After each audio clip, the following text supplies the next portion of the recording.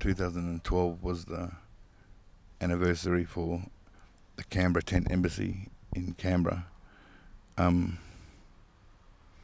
which they set up in 1972.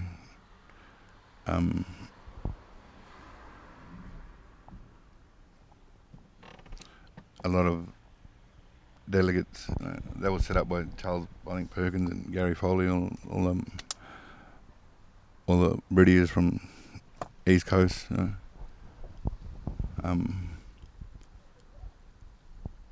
We went over there. I was in prison. I watched my sister Marianne and other family there. Went over there and they came back, and that was the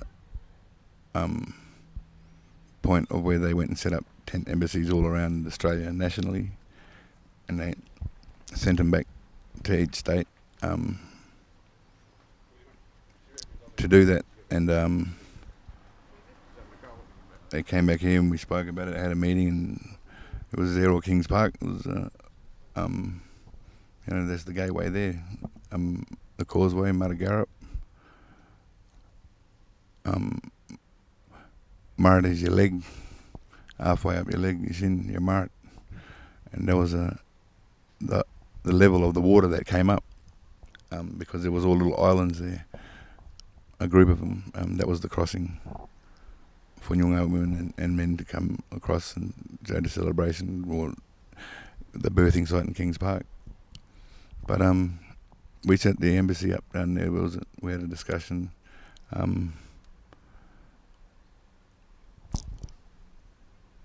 Us Noongar mob, not all of us, we know who we are. We know how long we've been around. We know what we stood there for. But that was a 40-year anniversary in 2012. I was the first one to get arrested there, and I was charged with assaulting a police officer. When I was there, we got wind of it. We knew that they were coming, and we was told, so we were expecting them. And my role was to keep the fire lit all night, all day, and run security and watch, all them old fellas and them Krillingers and Yorgers. How many Indigenous and how did the cops come? So there was about 20 of us there, 30 of us there that day, all oldies, and I was sitting at the fire and I seen a couple of cops riding across the bridge, causeway, and I shouted out, "Balai, manat!" And we had a little perimeter around the fire, a little sacred fire, it was ours. That's our home, that's our Karla, that's where we sit, and that's our safe place. And when they came, after them, 8-10 mountain bikes came across, horses started coming across the bridge. And there was like a little parade. And there was horses, a dozen horses or whatever. Bus, police car, monkey truck. Yeah. I think there was more vehicles that came across than there were people on the island camping. That day there was about 150 cops there. And I looked at them and I laughed, and I thought, you animals, you come here with guns, you come here with riot squad, you come here with shield, you come here like this. And we were 150 metres from Perth Central Police Station. There's a camera on the roof that's pointed at the island every day. And they knew exactly who was there, how many people were there. But yet this was the force that they used with intent. And I laughed, and I was pissed off, and I said, "You come over here with guns." I said, "This is just a reenactment of the Pinjarra massacre back in 1834, I think it was. Something like that, 5 years after they colonised here." Yeah, my grandfather and all them mob killed all our mob. But that's what I said to him. I think Bill Money was down there, ex-79 Division officer. He used to bash all the brothers out in KGB, and he rode through the ranks from dealing with them KGB abos, and they used to make our brothers piss. They made my brothers piss. They roughed me up a little bit, but they knew I was. I never got the items my brothers got. I never got tortured and bashed like my brothers got and left out in the bush, out in the pines. But anyway, Bill Money was there, and I knew who he was, and he was obviously in charge, and while he was distracting us, about 10, 15 officers and these Shire workers, because the complaint was by the South Perth residents, city of South Perth, was that, and we wasn't letting them walk around the island. They used to walk around every day and exercise, and we cut that off. And some of them, we just let them walk if they wanted to walk. If they chose not to, they chose not to. Some gave attitude, then they had to be turned around. But the smoke was the main complaint. The smoke that blew through South Perth, all them taxpayers there, and Yuppieville across the river were complaining about the smoke, and that was the reason why they came down there. It's a heritage listed site. The importance and significance of it. And we set up an embassy there, a Nyungar embassy. And they've got the Malaysian embassy down here, American embassy, French embassy. But you step onto their property, you're on French land in Nyungar country. You're on America's land in Nyungar country, in Malaysia's land in Nyungar country. And you've picked a fight against their country. Any of these waddlers step into there trying to be big shots, that's it. That's where they stand. That's where we stand. We had an embassy down there. They never had a treaty. We never ceded our sovereign rights. We had an embassy, and that embassy should have been recognised as an embassy. And by international laws, United Nations laws, Commonwealth laws, or whatever laws they want to write in between, they should have been recognised. And they illegally came down there to remove us from the island because of smoke and the complaints that people were making. That was their excuse. This was knowledge that was brought after, to my attention after the fact, because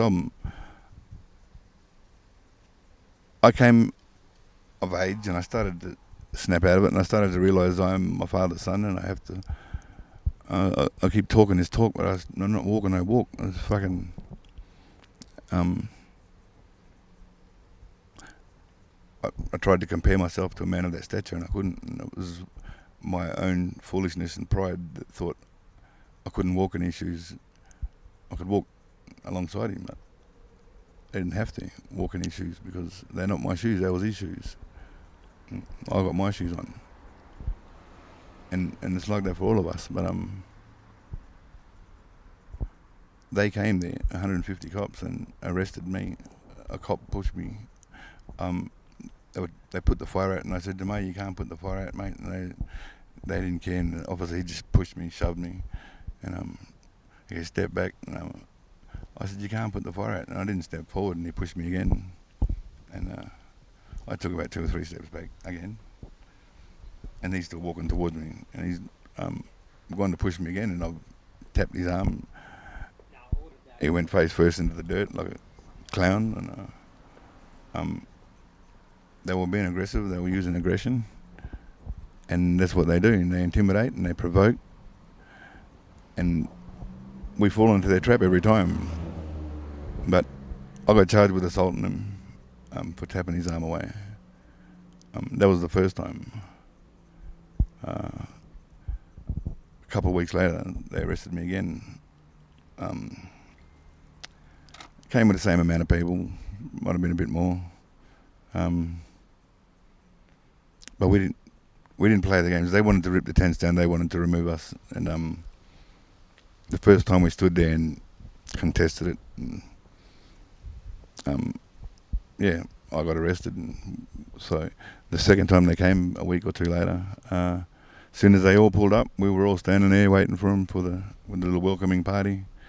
And as soon as they all jumped out of the car, we jumped. We just walked to the other side of the island because they wanted to take the tents down. So have the tents. We'll be back tomorrow with more tents. We'll be back tonight with more tents. So we walked off, and they followed us up. There was no need for it because we were just going to the other side of the island. There's nothing over there. We could sleep on the trees or whatever, maybe, probably. But they provoked us again. They followed us up because it's what they do. Because they know our mental state. They know our mental health. They followed us up. But I'm out on bail for assaulting a police officer. As soon as and there's like, they wanted the girls lit a little fire and whatever, and cops tried to come in, and this is an open area, and they could have just walked around us and just went and put the fire out. We were just standing there, we wasn't doing anything wrong. And they tried to push their way through, and all they had to do was cut it 5 meters to the left or to the right and walk around the tree and go and do what they had to do. But they chose to stand there and push and push and push. And there were 4 blokes in front of me. And I'm standing behind them.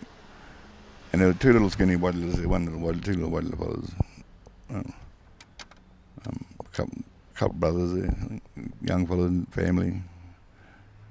But an officer crept around the back, behind the tree, and while I'm standing behind these other 4 because they're wrestling with the cops, and I'm standing back. He's come and pushed me from behind and run and just pushed me and like knocked everyone out of the way. Him and this other big senior constable ran me about 10-15 metres and slammed me on the ground and crushed the disc of my vertebrae. And the horse, I don't know if it hit me or not. I don't think it did. It was adrenaline. I was getting dragged by cops and I was getting dragged by my brothers, and I wasn't doing anything wrong. I was just standing there. But they grabbed me first, and that's what they do because I will speak the truth and I won't let them get the better of me. But it's happened too many times, and I've let them do that because of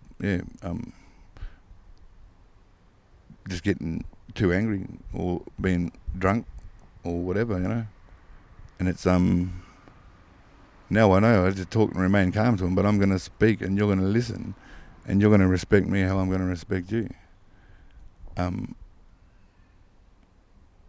It's a 2-way street, and if we start learning to, and it's fucking hard, man, to fucking control your anger and your temper, especially when you're dealing with people that you can just see the hatred in their eyes and the anger that they have for you, and the body language and the sarcasm. But that's what they know affects us, and we fall into their little trap and they chuck us in jail. But we got to stop doing that. We got to start learning to control. We can't control what they do, but we can control what we can do. If that means taking a step back and having a breather and then doing it, then do that. But I can't keep doing it on my own.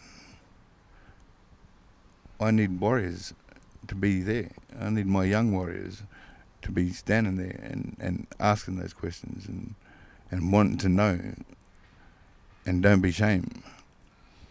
And the saddest things I ever heard in my life, and it was a white man that told me this, and because we was having a conversation, and he said, the best way to keep information from a black fella And I was gobsmacked. I didn't know what the fuck he was on about. What are you on about, man?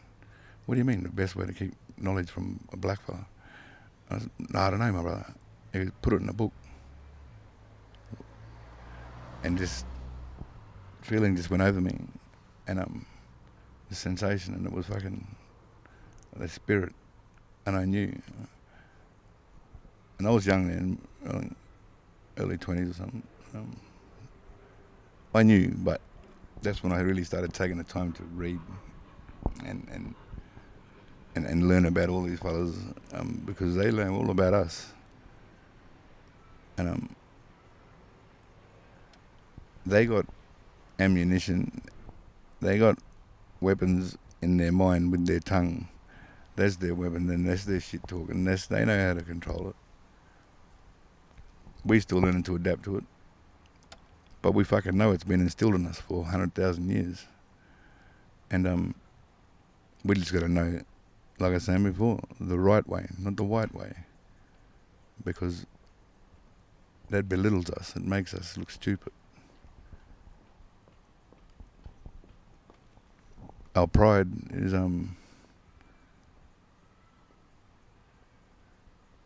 tells us that we're staunch, tells us that, oh, we don't give a fuck, I'll go to jail. And these young fellas in jail. Young fellas these days think that you have to go to jail, and that's you're being through the law. They like it's how it is, and it's not like that. To become a man, you got to go to jail. You go to jail, you're a fucking idiot. You got caught. I've been in jail. I'm a fucking idiot. I got caught. Caught for what? For laws that these gooses made up. I keep telling you, they made them up, and they're breaching their own laws. We just got to stand up and say it in court, and don't care. Don't enter a plea. We don't acknowledge the court system. You don't have to stand there and shout it.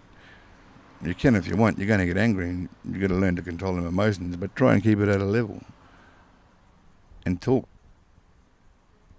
But don't acknowledge their law. It has to be done. It's a must. And we got to start doing it today, tomorrow. And we got to keep doing it. We go to jail. You brothers know what it's like when you go to jail. Huh? All our brothers, all them Winyan fellas in there, you know how they treat them. And you know what happens to them. And you see what they do to themselves, man. You got to start being better than that. And start being proud. Otherwise, don't call yourself a Nyunga or Yamaji or a blackfella. Don't call yourself that. Don't admit to being a Nyunga if you're not going to be a proud one and stand there for all your mob.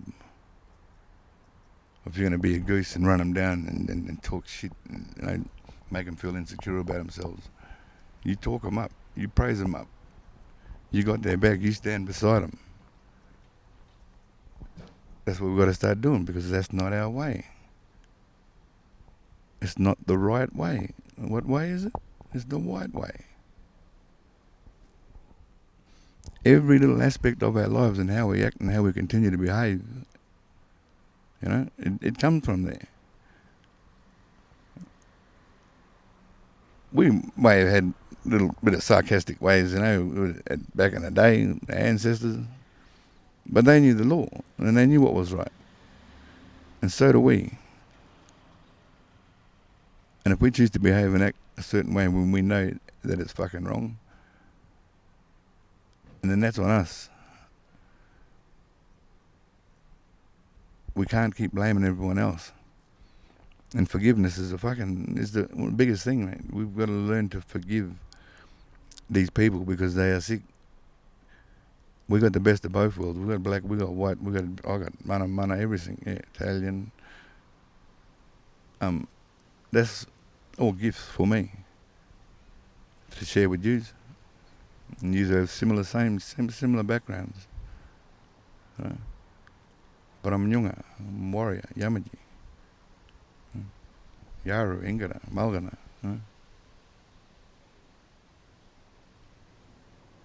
Wilman, Balladong, Werdandi, Bibbleman. That's who we are. That's who I am. That's my ancestors. That's my blood. That's my roots. They got all that knowledge there. Them old fellas have still got it. You just got to start learning to fucking utilising it and knowing when to do the right thing. We still got to make mistakes. We are human beings. We'll fucking... No one's perfect. They reckon there was only one that was perfect. It was Jesus Christ. Yeah. Whether you want to believe in him or not, he was a man, whatever he was. He was. But so is everyone that come before him. That's who we are. We are them that come before him. He just set the precedence. He set the bar there, and that's how it should be. That's how, but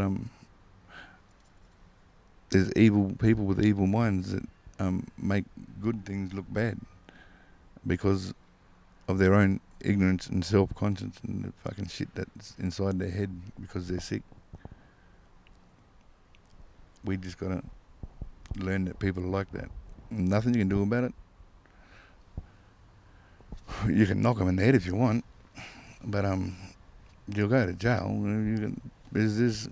You don't have to go to jail for a murder charge on them, but on their behalf, because you'll be going. If I do that, I'll be going under my law, and I won't care about what you say, because that is what it is, and it runs deep, and my battery's gone flat.